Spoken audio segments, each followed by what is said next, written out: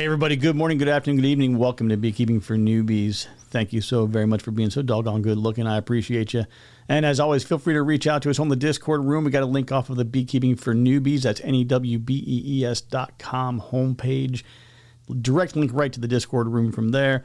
Also, if you want to learn some more about, we got subjects around oxalic acid, different products that are good starter products, and different types of, Varroa treatment methods and strategies and all this good stuff. So if you go to bestbeekeepinggear.com, we got some information over there as well. All right, everybody, so we're doing episode 151. This is going to be another bee buzz for a variety of reasons. One, I did get some positive feedback that you guys enjoyed the Q&A. I think that's always neat too, because there's all these things that come up, and as a new beekeeper, you don't know. You don't know what situations you're going to come up against in the coming weeks and months. And hearing someone else who's also going through the journey at the same time, or might even be a year ahead of you, it's like, oh, wow, I didn't even think about that. It's cool to kind of know, the challenges that other people are facing. And sometimes people aren't comfortable asking questions. So it's always great when somebody is, to be able to share that. Because I say, every time somebody asks a question, there's got to be at least 1,000, 5,000 other people out there with the same question. So all good. Now for the updates, the exciting updates. So as many of you have, if you've been following along in the Discord room, you knew about this. I didn't mention it too much openly for everybody and their brother, just for a general family safety kind of thing. But my one daughter last year went out to Wyoming. We had a great trip out there, dropped her off. Well, actually, she dropped me off in Denver, went on to Wyoming, did a forestry internship out there, made a lot of friends, had a great time. It was a really great experience for her. They invited her to come back out again, and we just did the exact same trip. It was within a week of when we went last year, and I just didn't tell everybody all the details, but it's in the past now, so we can jump into that real quick. So I spent, I think it was all day Friday, right before this trip. So this is going back 5 days ago, 6 days ago. I was getting her car ready. We flushed out the old brake fluid, put new air filter in, oil and filter change. And it's weird, man. I'm still shaky. I'm still not right. I'm so tired. But anyway, I'm doing all of that. And she had bought these tires. I looked at her tires and I said, baby, you can't drive across the country in these tires. I said, you've got one of them over here that'll pass inspection. The other one, I don't think so. And I don't know. I think you should get some new tires. We got to figure something out. So she buys these tires, and they show up at the house. I spent all day. I've got a manual tire changer in the garage. So I spent all day taking the old ones off, getting them new ones mounted, getting them balanced. I do have a little balancer machine that I bought a long time ago. So I got them all balanced up, and we're good to go. I'm feeling great about the car. Everything is just, it was just great. Everything was exactly the way it should have been. Hotels were all lined up. I had all kinds of funny jokes planned about how I was going to be messing around with you guys on the way. Sending messages to you, be like, hey, I'm down here in whatever, Indiana. What are you up to or whatever? But all of those dreams and all that fun was shattered because we were about, I think it was somewhere around 7 hours or so. We were right shy of about 500 miles into the trip. And my daughter's driving, so I drove 4 hours, and she's 3 hours into her 4-hour shift. And she's looking at the gas tank, and she's like, yeah, we're kind of getting a little low. Wouldn't mind a bathroom stop. I'm like, yeah, why don't you go ahead and take that exit? I see a sign for a Flying J. We can take that exit. And, we exit off the interstate. We come down this, slight little hill on the ramp, and there's a light at the end. We stop at the light. Light turns green. We make a left turn. We go under the overpass for the interstate. And we come up to the next light. Light's red. Light turns green. She presses the gas, and just the RPMs go up, and we don't move.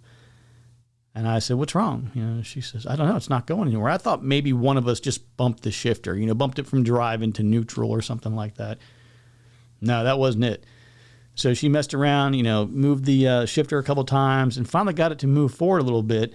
And I said, just try to keep it moving. There's the Flying J right there. It was up on the left-hand side. We had a light coming up where our side was green, but the left turn lane was red, but there was no oncoming traffic. I said, run the light. Just keep this thing moving. So she runs the light. We make the left turn. We start going up the hill towards this Flying J. We're like 3/4 of the way up the hill. There's nobody behind us. And the transmission starts slipping. And I said, okay, try to pull off the side a little bit right here. I reach up, I hit the 4-ways. I said, put it in park. We swapped.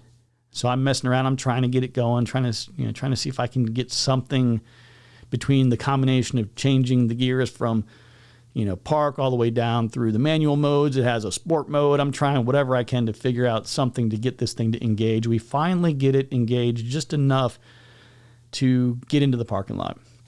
We pull in, we park. I'm like, whew, all right, we're here. We're safe. Everything's fine. Now, at that point in time, that's normally like when you kind of freak out. You're like, oh my God, what am I going to do? Like our car is, pretty much dead in the water. We're 500 miles from home. We're 1,500 miles away from where we're going. I'm like, man. And then I started thinking, for whatever reason, like my daughter was really upset. And for whatever reason, I was kind of almost happy. I told her, I was like, do you realize what just happened? I said, we just went almost 500 miles.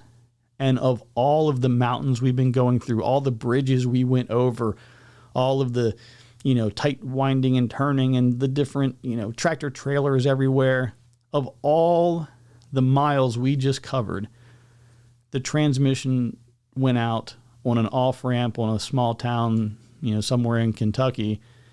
And we were 1/4 of a mile from a place that we could park. We had a little roof over our head. It was like a truck stop, so they had showers, they had food. I mean, it's Flying J food. It's like if you're not familiar with Flying J, it's just like a big truck stop kind of place that has a convenience store. You get sodas and snacks and whatever else. But I mean, we had what we needed to kind of get by long term or whatever if we needed to, wait for a while.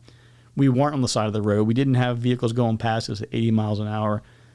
I was just ecstatic that we were safe, but it just oh man, I'm so smoked. I'm so exhausted. So I start dialing for dollars, man. I'm calling around. I'm calling, every rental car area or every rental car place in the area.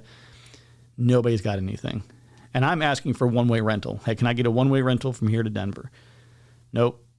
So finally I start shifting things up. I'm like, yeah, I just need a local rental for 3 days. I thought, well, it might be easier to beg for forgiveness later and be like, oh yeah, sorry, we had to drop this in Denver instead. But nothing. I couldn't get anything the same day for local pickup. Now, back in the day when I used to travel a lot, I had like status with National, guaranteed, less than 24-hour reservation kind of thing. I don't have any status anymore. So we called everybody. We called the airport. There was an airport. I think it was called the Tri-State Airport. That would be like Ohio, Kentucky, West Virginia. We called the Tri-State Airport. We called Hertz, National, Enterprise. All these places we called. Nobody's got anything. So I said, okay, let's tow it to, I don't want to give anything away, because if the experience was amazing, I would be on here telling you everything there is about this dealership and why they're so awesome. And like, you got to go see them if you're in the area. Things didn't go great. I went in there and I specifically said, like, look, man, I'm a veteran. I'm on fixed income. Like, I don't have a lot of extra cash. Can you help me out? This is our situation with this car. And I don't feel like I was exactly helped out. And that's about the extent of what I'm going to say, because it makes me want to blow a gasket. But we ended up buying a car, basically. We bought a used car, which is so terrible, of the same make and model, just 5 years newer. But it was literally like that's all we could get. There was just not any decent selection on the lot. I had to get something that was going to get us out there and keep my daughter safe while I get on a plane to come back home. It was just not a cool situation across the board. And I really would like to air it out, but I'm not going to do that, man. I feel like that's a little unprofessional, and it doesn't get us anywhere. If I sit here and tell you all these bad things about some company, like, it's just not going to help anything. So anyway, we buy this car, we lose 8 hours, but we're like, you know what? We're going to push through and we're going to try and stay on track. So we pushed it through all of Kentucky, rolled through Indiana. We got into all the way through Illinois to O'Fallon, Illinois, stayed at a hotel there, slept in a little bit longer than we had originally planned, but that makes sense. Got up the next day. If you're not familiar with the place we went for like a brunch around midday, it's a very high-end establishment, very prominent throughout the South, the Midwest. They're pretty much everywhere in the U.S., called Cracker Barrel. So we rolled into the old Cracker Barrel for like a little brunch, and that was good. Got back on the road and drove until 9 p.m. local time in Aurora, Colorado. And I got to tell you something. If you like a good salmon, you got to swing by the old Applebee's. So I know you're going to laugh and you'll be like, Jeff, are you serious? Applebee's? I haven't been to Applebee's in probably 15 years. I haven't been there in forever.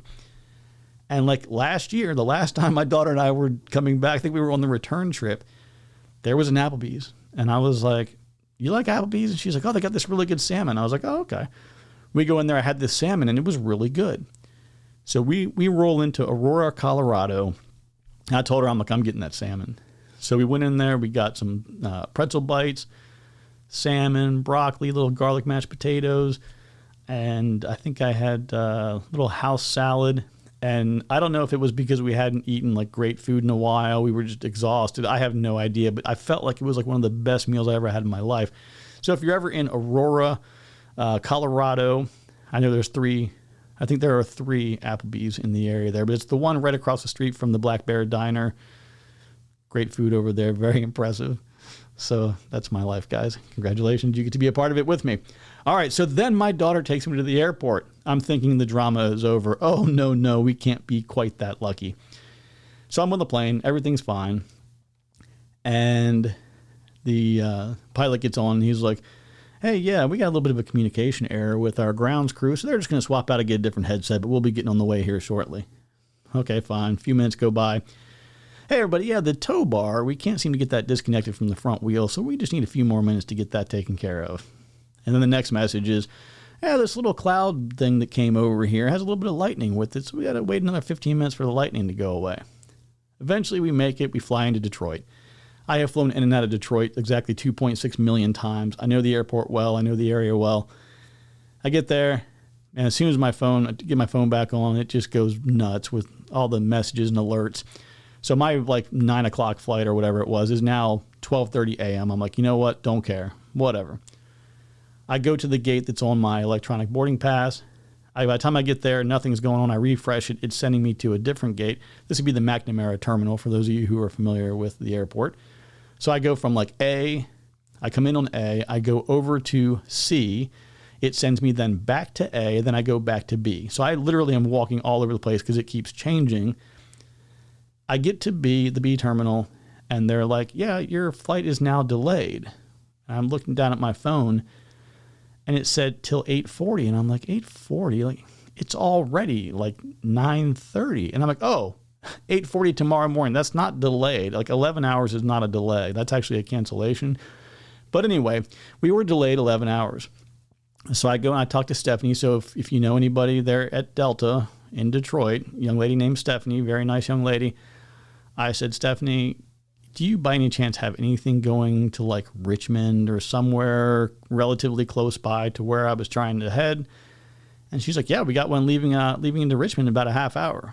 So I took that, got to Richmond, hour and a half drive home, rolled in about 2:30 this morning, and that's where I am. So things are looking up because I'm home and we're all alive and we're safe and healthy and happy and all that kind of good stuff. Talked to the transmission shop local to me. Good guys. I've worked with them before. For them to rebuild the transmission is going to be $4,500, which is about half of what the dealership was estimating. If they said if it's a failed transmission, it's going to be around $9,500, something like that. So that's that. Looks like we are going to be rebuilding a transmission and getting the car back to my daughter and then trying to dump off the other one somehow. And that's the end of that.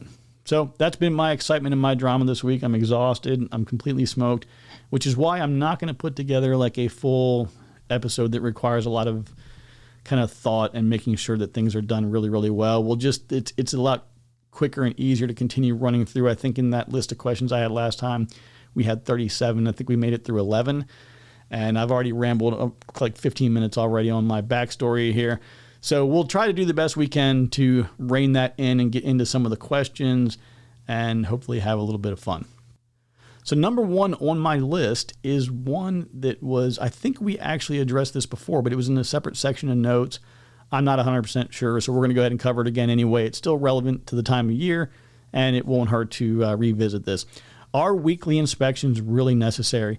And they also added, I prefer them, but it's really tough, so maybe bi-weekly? I would say about 75 to 80% of the time, you can get away with doing inspections every other week.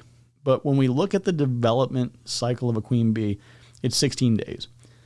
So the colony will typically swarm before the new queen is going to emerge. So the queen cell should be capped around day 8. So if you did an inspection on Saturday, and then that day they decided to start raising a new queen, by the time you come back 2 weeks later, the colony may have already swarmed. If you see a fully capped queen cell, swarming is pretty well imminent, and on a 2-week schedule, especially during the spring, you are likely to lose some bees. And if you're questioning that, if you're like, oh, I don't know, Jeff, I think you're exaggerating, I don't think it's that bad, jump into the Discord room. I think there are at least 20 people in there who lately have said, like, yeah, I did an inspection, everything looked good, I came back 2 weeks later, and they're gone. We've had one gal I've exchanged some messages with. I think that she had a colony swarm like 3 times. They're just, it's kind of crazy. So you do need to stay on top of that. I really recommend once a week. And I could say if you have the idle time, have a little bit of downtime, you can go in there every 4 or 5 days if you wanted to. There's nothing wrong with tightening that up and making it a little more frequent if you want to spend more time with them. I think really like maybe every now and then you can squeeze like every other day or a third day. You just don't want to be in there all the time because they do want to have some peace and quiet to get things done. And I think the more that you're in there, if you get in there too often, you're going to start creating some undue stress for them. And that's never a good thing. Okay, so this next question here I have is, what's the difference between reversing boxes and adding a new one? So when we say reversing boxes, this would be for a configuration where you would be doing, it doesn't matter if it's an 8 or a 10 frame setup, it's still a Langstroth hive, but it would be a double deep configuration. So what tends to happen is when bees have an empty cavity, they're going to obviously start at the top. They've got to hang the comb from somewhere. So they're going to start at the top and they're going to work their way down, building the comb. Once everything is completely built out within the cavity, they go through this it's a pretty consistent way of doing things where your honey is going to be, up near the top and it'll be above and to the left and right. And then all of the brood and the food resources that they're using to raise them, like your open, your pollen and your bee bread and all these things will be down a little bit lower because those are things that are immediately being used to help, rear new brood. So you'll see this cycle where they'll be up at the top. They'll work their way up as they are consuming resources over the winter, and then they'll work their way back down as they're laying new brood, and then work their way back up as they're storing honey and everything away, and then they overwinter and they consume the resources in a general upward direction. So there's a lot of this kind of back and forth. You don't have to do anything. You can completely leave it alone, and I promise you that they will figure it out. Now, what I do like to do, though, a lot of times I've seen where my bees are raising all brood in the bottom, in my bottom deep. The upper deep is completely packed with honey. Then I get to the period of the year where it's a dearth, and I'll have completely empty, basically deep down at the bottom, and then I'll have a deep that's completely full of honey, and then a honey super on top of that that's packed out. Sometimes I will go ahead and pull that deep, or I'll even move a honey frame or two up so that I don't have to have that deep in there at all, and I'll just leave the honey supers in, and then before the fall flow kicks in, I'll add some space for them again to continue raising brood back in the regular brood space. But again, that's something you don't even really need to worry about it. I say early on, just leave it alone. What you're trying to avoid is excess space that they may have to defend. So if you do get into like a dearth period and you've got this large area of open comb that was being used for brood, not really being used as much right now because they're not raising brood, it doesn't hurt having a big open space with plenty of airflow moving through. When you get into the cooler time of year when they aren't raising brood in there, that's where I say, hey, it's not a bad idea to go ahead and pull that empty, unused second deep out. But a lot of times what people will do is as the bees are the cluster is working its way up in the wintertime, they'll go ahead and just take the top deep, reverse it, so that they're already in now the new bottom deep, right? Because they've reversed them, and they can just start working their way back up again. Either way, whether you rotate them or not, they're still going to raise new brood. It's just a matter of where they start and how they get to where they're finishing things up. You can always reorder things later. So like, let's say that spring rolls around and you find out there's 2 frames of brood up top, and then they move down to the bottom and there's 4 frames of brood at the bottom. You can always go to the top, take the 2 out of the top, put them down into the lower deep, and just move a few frames at a time. So if you like to do that and it makes you happy, you certainly can. I don't know of any real tangible benefit like, oh my gosh, you have to reverse these because it saves all this time and it's so much more efficient. Bees do like to have the brood and everything down at the bottom, and they do like it to be relatively close to that lower entrance. So that all makes sense, but they will figure it out on their own. They don't necessarily need your intervention on that one. Should I be rotating frames in the spring, and if so, how? My general recommendation on frame management is once you stick your finger, like if you take your fingers and you kind of push in on a piece of the comb and it's brittle, it should be like if you push your thumb into a few cells, just look at an area of 4 or 5 cells. If you push your thumb into that and that area doesn't kind of collapse, you probably need to go ahead and replace that frame. Now you can just scrape off the comb, put it into a wax melter, do something else with it, repurpose it in some way as long as it's a healthy colony. You can repurpose that for melting down to paint onto plastic foundation and plastic frames. But when it starts to get really solid and it's not really pliable anymore, that's when I usually do that. And it tends to be like around a 3 to 5 year type of cycle. I definitely recommend doing that periodically. It's just a good practice because that is kind of a history of the health of the colony. And all things good and bad are going to be contained within that comb. It doesn't hurt every now and then to just kind of start off fresh. What are the signs that my bees are running out of room? So this one's pretty easy. The bees are going to try and swarm. Now, the primary area that's going to be driving that swarming behavior is in the brood box. So when there's less brood pheromone, and I know we've talked about this a lot, but when there's less brood pheromone, there's a lot of forager pheromone, that imbalance is definitely going to trigger some swarming activity. So when you look into the brood space, where let's say that you have a standard deep and there's a lot of brood rearing taking place across, let's say, the middle 6 or 7 frames. When you look into that space and you are starting to see a whole lot of pollen being stored in there, particularly honey that you get to where we call being honey bound, they will start storing a lot of nectar inside the areas that are normally being used to raise brood and for the queen to lay eggs. If you start seeing a lot of brood space being filled with nectar, that is another really good indicator. It doesn't hurt at all.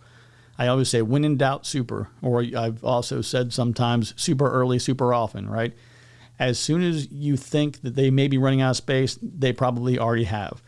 So go ahead and add it on a little bit early if you're not sure.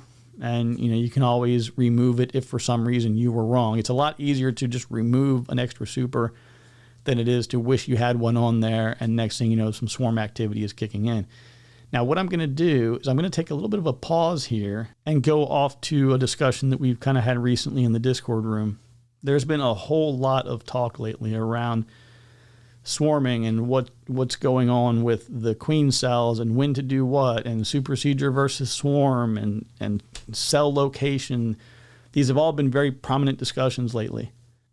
I'm not going to go really, really deep with this, but I just want to say don't get too wrapped up around, is it this type of cell or that type of cell? There are different things to do with different cells, but what I want you to pay attention to more is the queen herself.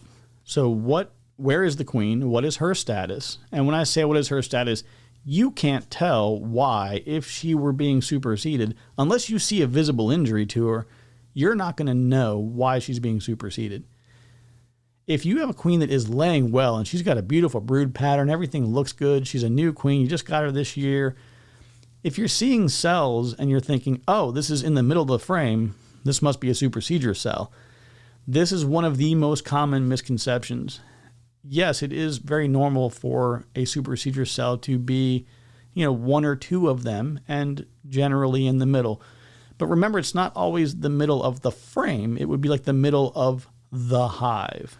So if you have 2 deeps and a honey super, Like the lower half could be the very top of the bottom deep's frames. So you have a bottom deep, the top deep, honey super. The bottom deep at the very top of that, you might see a a swarm cell right up there. And you wouldn't say, oh, well, it's above the top half, this must be supersedure.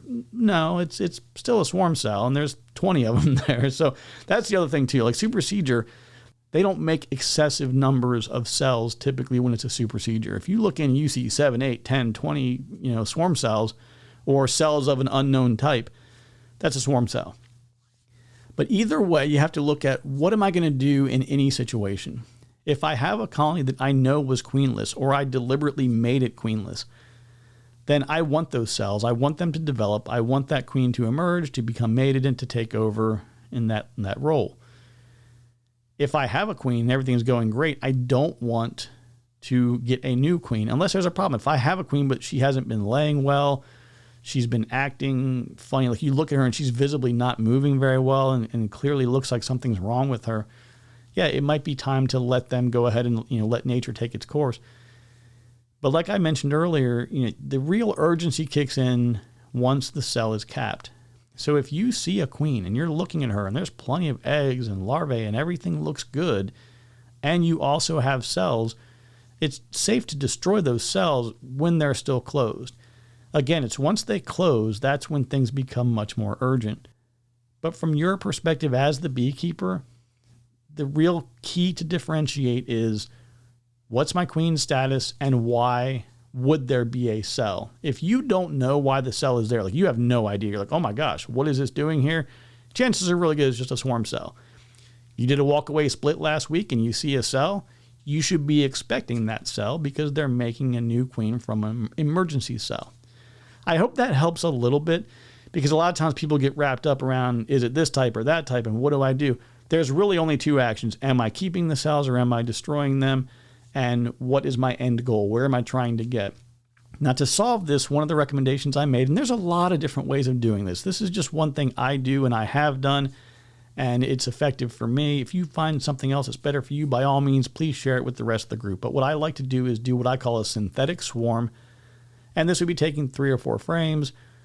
Hopefully the queen is on one of them, or you can manually remove her and take her out, however you want to do it. But 3 or 4 frames with the queen into a nuke off to the side somewhere else, and then go ahead and remove all the queen cells. Leave that colony alone, preferably with no open brood at all. Leave them alone for a couple of days. Usually just 2 or 3 days is enough. Just let them settle down. Make sure there's no other activity. There's no other queen cells. You've had a chance to go back and double check a second time. You still don't see any queen cells.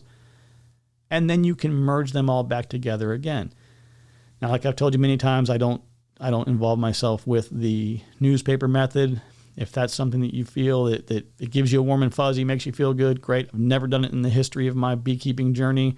I've never had bees fighting about anything when I join them together. The only scenarios where I can see it being an issue is when you said, I'm going to go ahead and put this colony and this colony, I'm going to jam them together, and they're 2 strong colonies. There probably is going to be a fight of some sort. But it's not like every bee on each side of the colony, colony A and colony B, they're having a big battle royal in the middle of the hive. They are going to choose a queen. Like they're going to essentially say, it's either going to be a scenario where the 2 queens are actually going to fight, or the colony is going to say, I like her scent better, and they're going to remove the other one. So I don't worry about that at all. Now, there are scenarios where, like if you're dealing with a laying worker, it can be a little bit more tumultuous, challenging. It can be a bit, I'm so tired. I'm so exhausted. It can be a bit more challenging if you're dealing with a laying worker, and we can certainly talk more about that later. But I hope that helps add a little bit of clarity to things. Okay, when should I add honey supers for the first time? If you want to, well, I don't want to say that. I was going to say if you want to, you can go ahead and add honey supers when you do your first inspection. But a lot of first inspections are happening on a couple of nice days at the end of the winter. So you maybe don't want to go quite that early. What I'd like to do is be able to give you just a certain rule. Just say, whenever you see this, just do this and you'll be fine.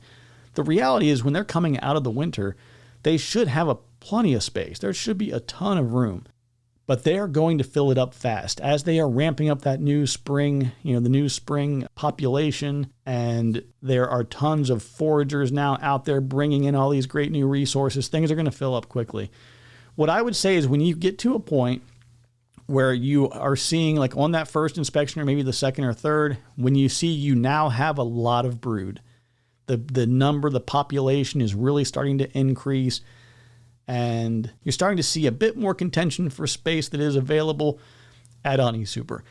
The only thing you would need to worry about is, let's say you have an end of winter colony. They're already kind of depleted. They're using the last of their resources to try and rear this new brood that's going to take over and run with things for the spring.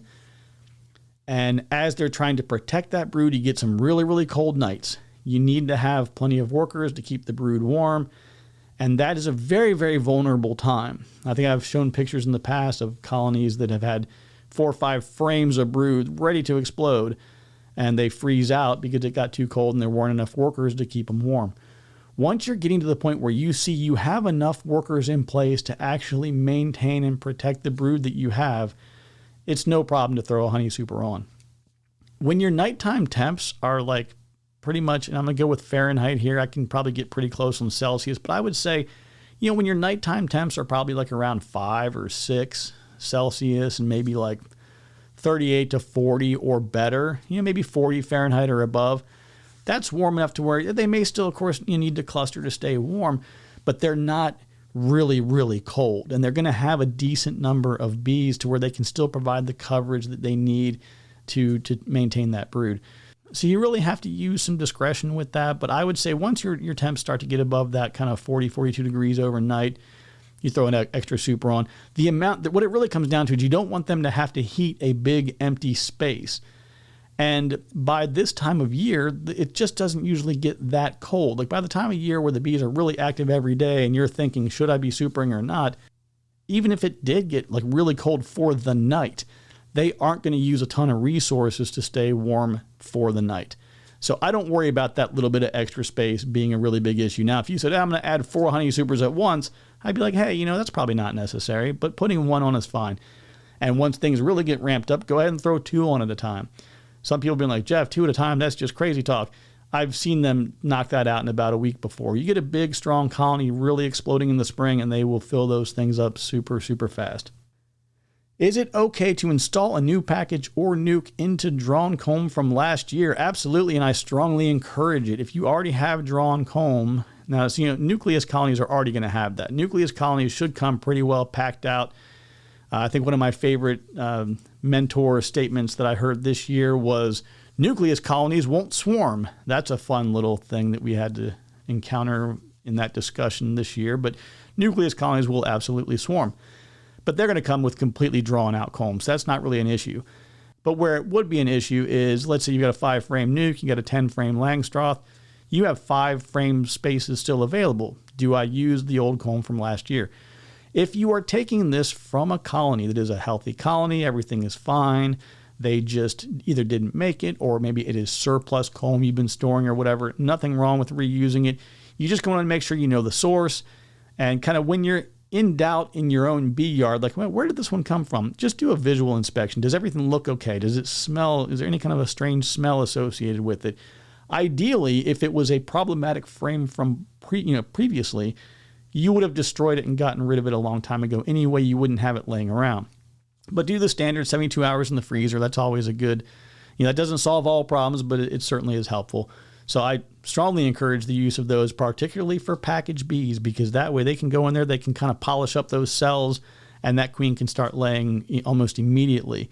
So it will really, really accelerate the development of those new packaged bees. Can I mix old frames with new foundation in my boxes? Absolutely. You can do that. Just follow some of those rules we talked about earlier as it relates to cycling out, frames and foundation every couple of years. When should I put out my swarm traps or bait hives? In my area, the swarms will start to kick in, particularly down in the rural areas where the apiary is. The swarms will start showing up there in like mid to late March, and they'll run all the way through like early June. I think I caught a swarm down there last year, or first week of June. So I would say put them out if you're in the mid-Atlantic area, kind of where I am, maybe mid-March. if you are in the South, anywhere in the South, I would say probably maybe like Virginia, Tennessee, North Carolina, anything kind of south of that area, you're probably good like 1 March. The key important thing is just make sure you go back and check them periodically. Make sure nothing is trying to move in and live in them. Make sure you're refreshing whatever swarm bait you're using, if it's Swarm Commander or some lemongrass oil or whatever bait that you're using. Just be sure to go through periodically and refresh that. I would say you're probably going to want to be on maybe like an every other week, or at the most maybe 3 weeks before you refresh those. But if you're buying a commercial product, obviously follow the instructions that the manufacturer provides. But like every 10 to 14 days, refresh that a little bit for your bait. How do I split a hive in the spring, and is it okay for a first-year beekeeper? So I'm going to go in reverse order when I answer that one. I do not recommend at all for not a first-year beekeeper per se, but a first-year colony. A first-year colony needs time to ramp up. Let them get big. Let them get strong. You're going to be far better off yourself, and the bees will be far better served to attempt to go into the winter as one strong colony versus 2 weak colonies. So my recommendation is, if you can do it, please keep them into a single colony for the first year. How do I do it? Well, we can do a whole episode, I think we already have probably multiple times, about how you split. There are one-to-many splits where I take one really big hive and I make it into 3 or 4. You can do several colonies into one, where you're basically taking, let's say you have 5 colonies that you have already, and you pull one frame from each of them into a nucleus colony, and that becomes a split there. We can, we've talked a lot about, how you get your queen beyond that, but that's just one way of how you're getting all the resources for it. And then you can also do like a 50-50, where you just take half of one and now you have 2 colonies. And of course, there's the walk away approach, right? We've talked about kind of the big downside to that is this 40-day period where you're not getting any new replacement honeybees, which can be bad. I like to have at least a queen cell, but preferably a mated queen lined up when I do those 50-50 splits. But if you do that, I recommend leaning a little bit heavier on the colony that does not have a queen. So instead of 50-50, you might want to be like a 35-65 or a 40-60 in favor of more bees going to the colony that doesn't have the queen, because they're going to need resources for longer, whereas the other colony is going to continue laying eggs and raising more brood. What does a good brood pattern look like? Essentially, what you're going to see is the queen should start around the middle and start laying in kind of like concentric circles that are concentric, really like ovals, I guess. Not if it becomes an oval, I guess it's not really concentric, but she's going to kind of lay in like an ovular pattern that is in the same rough shape as the frame itself. So I guess if you had a square frame, it might be more of a circle, but you'll see this oval that's going to gradually get bigger and bigger, starting from the middle and working its way outward. And then always on the edges of that, for about anywhere between 1 and maybe 3 inches, you should start to see resources in that space. You might have a couple of empty cell rows, like 3 or 4 rows of empty cells. Then you'll see a little bit of pollen in there and a little bit of nectar mixed in. And the further you get towards the upper left and right corners, that's where you'll see either nectar or even some capped honey, depending on the state, and exactly where it is in its drying process. And then generally like your lower parts, lower left, lower right, that whole bottom area, that's where you'll see more of your drone brood. But what you should see is a nice oval, with the oval continuing to expand outward. And then as the bees will emerge, you'll see them emerging in order that they were laid. So the middle center of that oval, they'll start to emerge from there and work their way out. And then, of course, the queen eventually will come back and backfill that space. Now, what you can also notice, too, some people get really scared, upset, concerned about this. Your colony's hygienic behavior, it comes down to how well do they manage everything. And this can be from, let's say, for example, you have bees that can smell or sense or detect varroa mites inside of a capped developing pupa. They can actually open up the cell, reach in there, yank out the pupa, throw it out, get rid of it. It's an infected, developing worker, and they'll throw it out. So you may see spaces where, for whatever reason, that developing worker did not finish the development. Something is wrong with it biologically, or it could be sick, ill, something else is wrong. So you'll see periodically where they are removing certain cells. The removal of some of them is perfectly normal in a good hygienic hive. When you're starting to see a lot of that is when it's a problem, because that is usually indicative of a more widespread illness or disease of some sort that needs to be addressed. So having, one out of every 15 or 20 is probably about as low as I would go, right? You want to see maybe on an entire frame in the whole capped brood area, maybe like 5 or 6, right? I'm just kind of making it off the top of my head, but you don't want to see a whole lot. If you do, you probably have some bigger problems. Okay, this is going to be the last one here. I can't believe how many we still have left, but I did ramble for a lot at the beginning with my exciting story here. I see a few queen cells. Should I be worried? I think we kind of covered the queen cell one, so we're going to go one more. There's a lot of drone brood. Is that normal at this time of year? It is very normal to see a lot of drone brood on what I would call the periphery, typically like the lower left, lower right of your frames. If you have double deeps, or at least more than one deep or medium or whatever it might be, it's not uncommon at all to see some of that drone brood. Let's say you had 3 mediums. If there's a lot of brood within the second, the middle medium, it wouldn't be unusual at all to see a lot of drone brood near like the top of that bottom medium. But they will always kind of try to push them off to the sides. That's pretty normal. And having a lot of it in the early spring is very normal as well, because we're getting a lot of those new virgin queens are getting ready to start emerging, and they're going to need mates. But remember, they're not mating with your drones, and even most likely they're probably not even mating with drones in your apiary, because the queens are typically flying a little further away than the drones will, which I think we've already talked about that, but we can certainly revisit that. Well, everybody, we made it up to number 22. We're going to be doing 22 through 37, I think I have on the list, plus whatever else comes up between here and there. I'm probably just going to keep running with this format because the volume of questions right now is really, really high, and I want to answer them for everybody. I will, we are tied up this weekend. My middle daughter is graduating this week. We'll be attending her graduation this weekend, and that's should be the last of the big things we have going on until her wedding this summer. But it's just a really hectic time across the board, as all of you can tell.